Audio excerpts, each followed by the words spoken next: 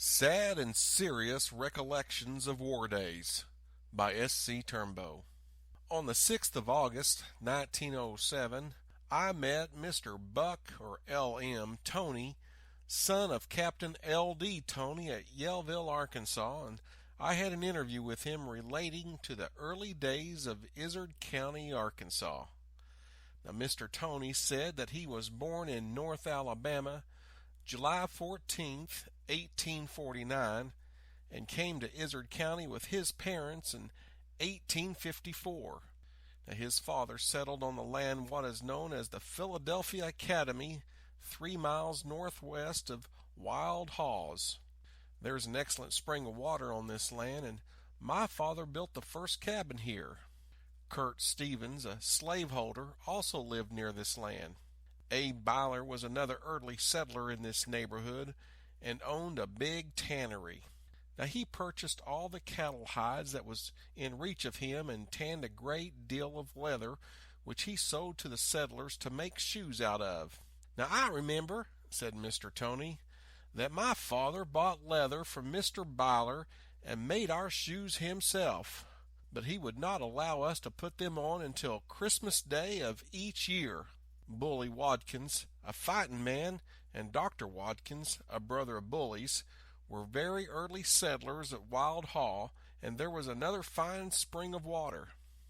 Now, Harry Dixon and Brundy Dixon lived on the breaks of Piney Creek. Colonel Tom Black lived on Mill Creek, and Dr. A. Black was the son of the colonels.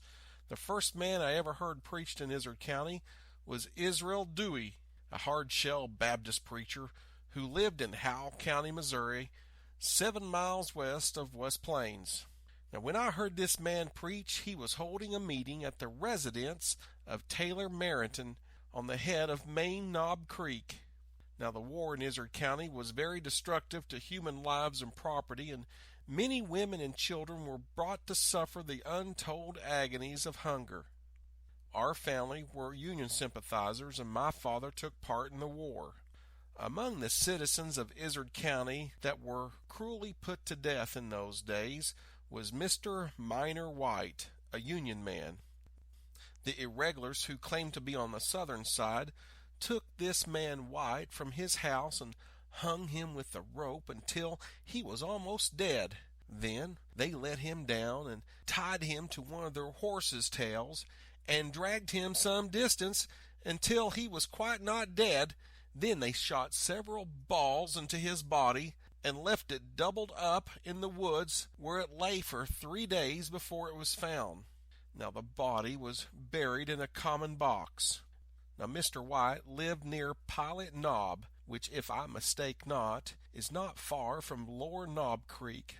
When the big war progressed to such an extent that all the men had to take sides, my mother, Bethy Toney, and we children were ordered to leave Ozark County, but not before all of our provision was taken from us and all of our property that we had not concealed in the forest. Now, one night we went into the woods where the oxen were kept, and we brought them to the wagon that we hid away from the house.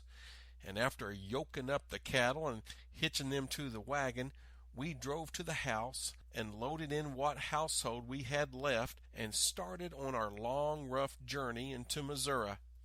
We found but little to eat and were clothed very scantily, but we traveled until we had crossed the state line into Missouri, and after getting 4 miles into Oregon County and 18 miles of Thomasville, we were robbed of our wagon, oxen, and everything else except a few clothes we had on, and were set adrift.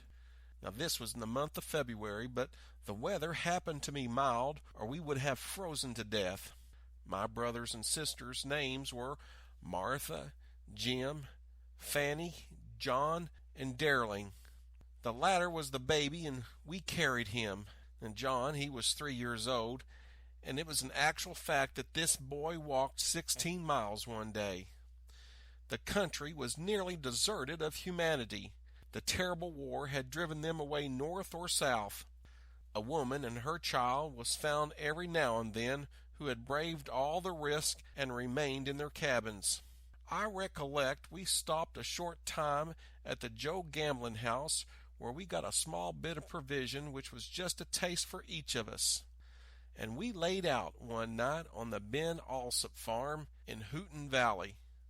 Now the place was deserted, and we stopped at the widow Chapin's, who lived in Howell Valley 5 miles below West Plains, where we got a little bit more to eat, or just enough to keep us from starving. We lay out nearly every night, and we had no bedclothes, and sometimes we had no fire. Finally we arrived at Jack's Ford, where we met one of our old neighbors, and he piloted us to within 8 miles of where the company of Federal soldiers were in camp. Now we were so famished for food that we could hardly travel. Now on arriving in camp, the officers provided us with food which we were very thankful to receive.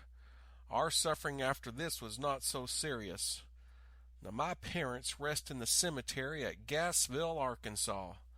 Now my mother died first. My father died in Howell County, Missouri at the age of 82 years.